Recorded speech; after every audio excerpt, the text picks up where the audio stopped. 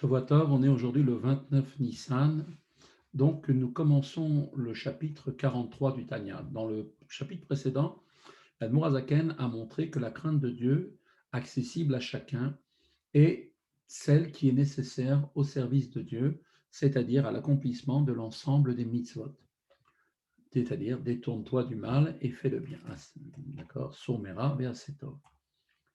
Ce degré donc de crainte est appelé Yiratata, la crainte inférieure. Rabbi Shneur Zalman entreprend maintenant de distinguer cette crainte inférieure d'un second degré appelé la crainte supérieure, ira ilaha. Ainsi se trouvera résolue une apparente contradiction, notamment dans une célèbre Mishnah, affirme tout d'abord, en l'absence de sagesse, point de crainte de Dieu. La crainte de Dieu apparaît donc comme étant un préalable de la sagesse signifiée par la Torah et les commandements. Mais aussitôt même, la même Mishnah poursuit et nous dit qu'en l'absence de crainte de Dieu, il ne peut y avoir de sagesse. C'est-à-dire que la crainte, alors, est elle-même, c'est le préalable et c'est la condition sine qua non pour pouvoir ensuite obtenir la sagesse. Donc, a priori, on a, semble-t-il, une contradiction entre le début de la Mishnah et la fin de la Mishnah. Alors, on verra que cette Mishnah envisage en fait deux sortes de craintes. La première proposition, en l'absence de crainte, point de chorma, im en yira en chorma, renvoie à ce qu'on appelle une crainte inférieure, sans laquelle l'accomplissement de la Torah et des commandements est impossible. La seconde, sans sagesse, il n'y a point de crainte, im en chorma en yira, eh bien, fait référence à une crainte supérieure qui représente en fait l'aboutissement du service de Dieu. Perek Gimel.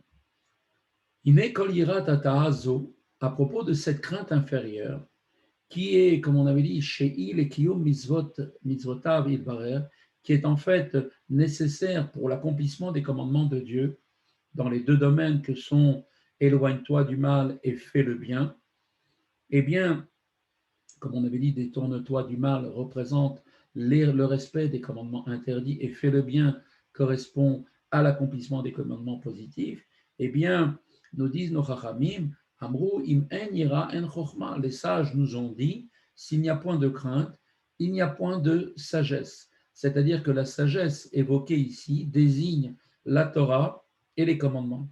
Donc la crainte dont il est question ici est un préalable nécessaire à l'observance de la Torah et des mitzvot.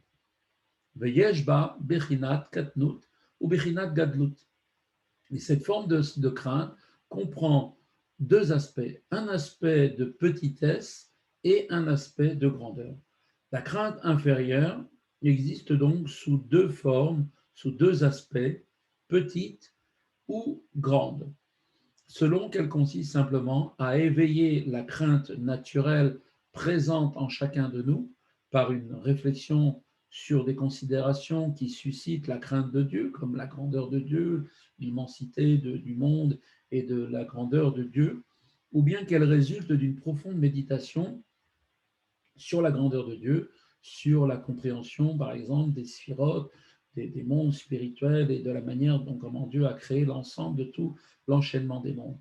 Eh bien, à partir de là, on peut avoir effectivement suscité en nous deux formes de crainte. Forme d'une crainte inférieure, comme on vient de le dire, et la forme d'une crainte supérieure.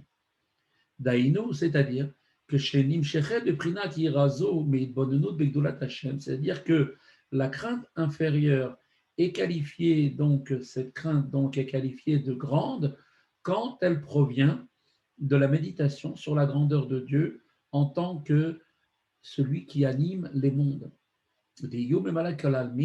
Il emplit donc tous les mondes, comme on l'avait expliqué.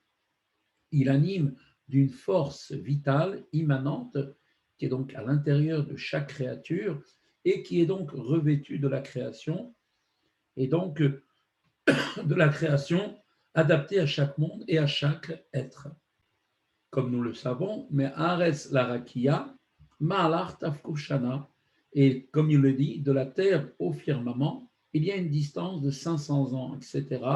Et pareil, Ben Rakia, les Rakia, d'un firmament à l'autre, la distance et pareillement de 500 ans de marche. Au-delà se trouvent les anges appelés Chayot. Ragli Chayot Keneged Kulan, il est dit aussi, et les pieds des Chayot les contrebalancent tous, etc.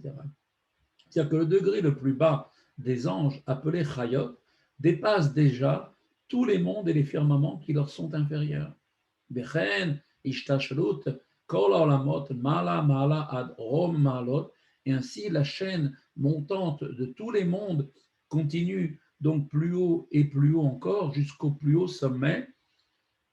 Eh bien, Afalpiken, Nikra Yerazo, Yira Chitsonit, Betata'a, néanmoins, bien qu'on étudie des dimensions comme celle-là, la crainte qui est en fait qui donc va émaner de cette étude est qualifiée de crainte extérieure et inférieure. Pourquoi? Me'achar shenim shechet me'olamot shem levushim shel hamelech, parce qu'elle procède des mondes qui, comme on l'avait vu, c'est-à-dire eh bien, que la méditation sur la grandeur de Dieu en tant que celui qui emplit les mondes créés, lesquels ces mondes sont les vêtements du roi, Akadosh Baruch Hu, qui se dissimulent et se voilent et se revêt d'eux pour leur donner une vie et les maintenir à l'existence de sorte qu'ils existent, continuent d'exister de manière permanente, en fait, de manière ex nihilo. La création fait exister donc des êtres qui auparavant n'avaient aucune existence, qui étaient néants, et qui se perçoivent comme des entités distinctes du fait que la lumière de Dieu est cachée. La force vitale immanente anime donc en permanence des êtres créés de telle sorte qu'ils perçoivent leurs êtres et leur existence comme distincts. Et la méditation sur cet aspect de Dieu qui donne la vie et place la création, donc, et qui donne la vie et place la création, conduit par conséquent à un état d'effacement qualifié de bitul hayesh, ou bien état où le moi demeure perçu, et bien à ce moment-là, à la différence de, effectivement, de ce qui caractériserait la crainte supérieure, qui serait l'effacement dans l'existence, ou bitul bemetziut, dans l'existence même. Eh bien, nous dit le Tanya immédiatement, Rak Shei Asha'ar Ve'apetar Lekium Torah Ve'mitzvot. Cette réflexion, donc cette seule crainte inférieure, eh bien, est la porte d'accès à l'accomplissement de la Torah et des commandements. Comme on l'a déjà expliqué, la crainte inférieure conduit à l'observance de la Torah et des mitzvot. C'est à elle que fait référence la Mishnah quand elle dit Im en yira en chochma, s'il n'y a pas de crainte, il n'y aura pas de sagesse. C'est-à-dire que la crainte de Dieu est un préliminaire à la sagesse, c'est-à-dire à la Torah et au mitzvot.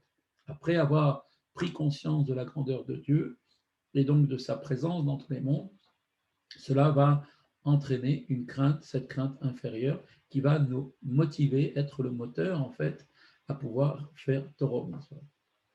Ar Aïra Ila. Cependant, quand on parle de la crainte supérieure, qui elle-même ira Boshet ira Pnimit, qui est une crainte qui consiste en fait en la honte devant la grandeur de Dieu et à une crainte intérieure qui procède en fait de l'aspect divin, qui est l'aspect intérieur de Dieu dans les mondes, alors à la manière de la honte, de la confusion que l'on peut avoir et de l'évanouissement de toute conscience de soi que n'importe qui peut ressentir quand il se trouve en présence d'un homme exceptionnel, d'un tzaddik unique en sa génération, eh bien, c'est de cette crainte supérieure dont on parle.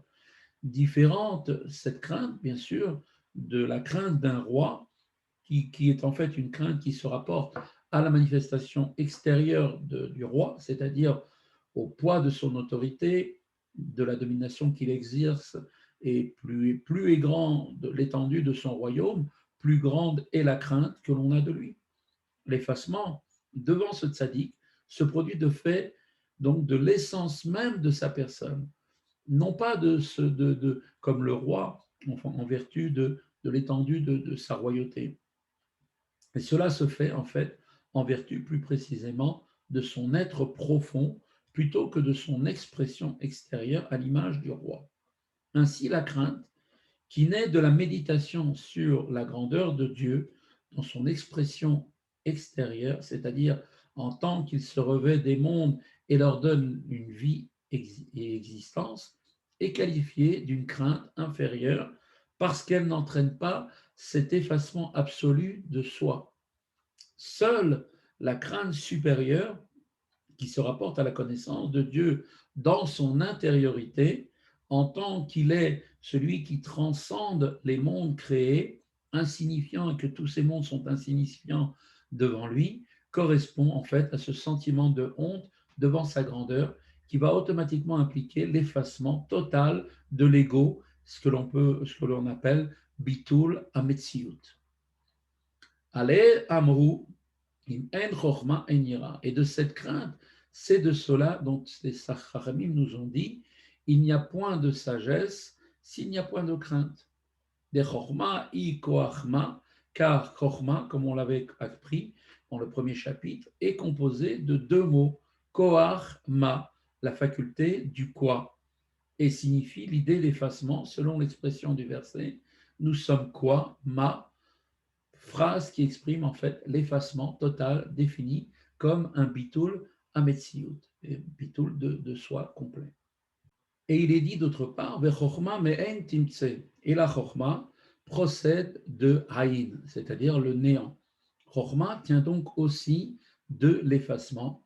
Ve'eizeu chacham, nous dit la Torah, qui est celui qui est appelé chacham, aroé et anolad, celui qui voit ce qui est en fait créé. Qu'est-ce que cela veut dire? Pirouche, l'explication, cela veut dire que chez Roé Kol Davar, nolad venitave men leyesh. Eh bien, cela veut dire que qui est le chacham? Celui qui voit comment chaque chose naît et est créée à partir du néant et vient à l'existence à partir du néant total par la parole de Dieu et par le souffle de sa bouche. Comme c'est marqué, Bidvar Hashem beruach piv idbarer, kemo shekatuv beruach piv kol tsevaam, ainsi qu'il est écrit, et par le souffle de sa bouche ont été créées toutes leurs armées. Et les autres, et puisqu'il en est ainsi, Arei Hashamayim va'aretz vechol tsevaam betelim bemitziut mamash bedvar Hashem beruach piv, et bien ainsi les cieux, la terre et toutes leurs armées sont totalement annulées dans la parole de Dieu et le souffle de sa bouche, et sont vraiment comptés que l'eau mamash rachivé comme n'étant vraiment comme rien, comme étant en vfs mamash, comme étant un néant, une inexistant. Ou kebitul or veziv hashemesh begouf hashemesh atzma, et comme on avait déjà donné l'image de l'annulation de la lumière et rayon du soleil qui se trouve à l'intérieur du corps du soleil lui-même. C'est hors du globe solaire que l'existence du rayon solaire est perçue en tant que ligne lumineuse. Par contre, à l'intérieur du soleil, en revanche, on ne peut plus parler de rayon lumineux. Celui qui se trouve annulé dans sa source, le globe solaire, seule réalité existante. De même que tous les êtres créés sont annulés dans leur source, la parole de Dieu, qui les amène continuellement à l'existence ex nihilo, eh bien, de cette perception découle un état d'effacement absolu devant Dieu, de disparition de toute conscience de soi, définie comme ce que l'on a dit, bitul bemetziut. Adam et l'homme ne doit lui-même jamais s'exclure de cette généralité concernant tous les autres, les êtres créés, dont il comprend qu'ils sont totalement annulés devant Dieu, et il doit être conscient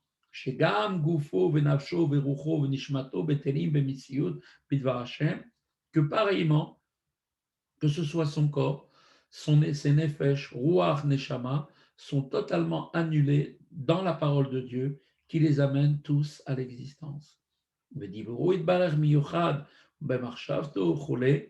Et la parole de Dieu, béni soit-il, est complètement unie avec sa pensée, comme il est dit,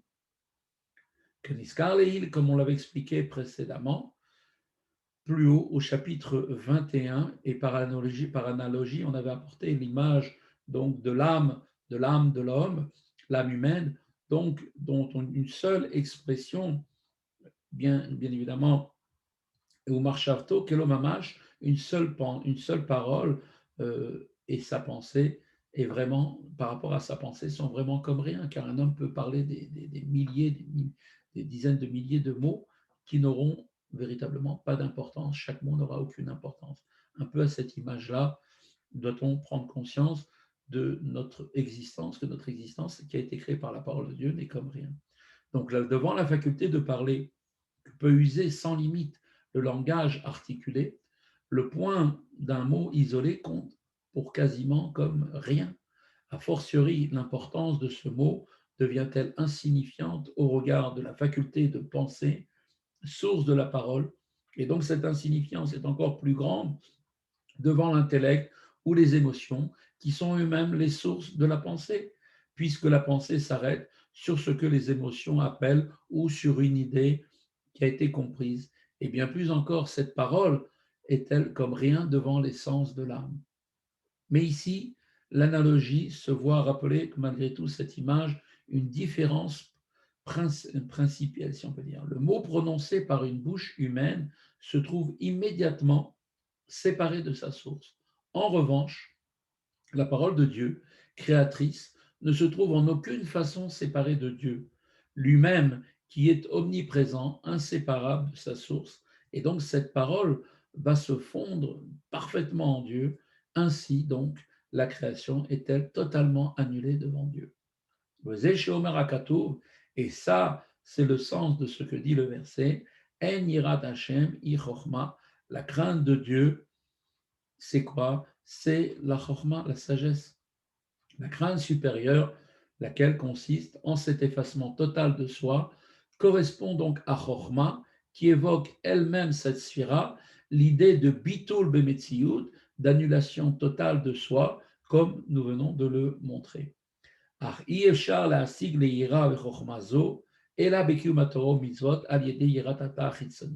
Toutefois, malgré tout, il est impossible de parvenir à cette crainte et à cette sagesse si ce n'est par l'accomplissement de la Torah et des mitzvot au moyen de la crainte inférieure, qui est en fait, donc, comme on avait dit, extérieure. Et c'est donc le sens de ce que les sages nous ont dit. En l'absence de crainte, il ne peut y avoir de sagesse. Le service de Dieu donc commence donc par la crainte inférieure qui mène à l'accomplissement de la Torah et des commandements. Seul un tel accomplissement peut conduire au degré de crainte défini comme étant la crainte supérieure. Rabbi Shlomo Zalman va maintenant expliquer que s'agissant de l'amour pour Dieu, une distinction doit également être opérée. Le degré supérieur appelé Ahava Rabba, un immense amour, est un don du ciel pour celui dont la crainte de Dieu est parfaite. Il est cependant impossible de parvenir à un pareil amour par la seule méditation, quand on second degré, il peut être atteint par la contemplation de la grandeur de Dieu. Il porte le nom d'Ahavat Olam, littéralement amour lié au monde, car il est principalement et essentiellement engendré par la méditation sur la grandeur de Dieu telle qu'elle peut être perçue à travers le monde créé. Nous verrons tout ça demain.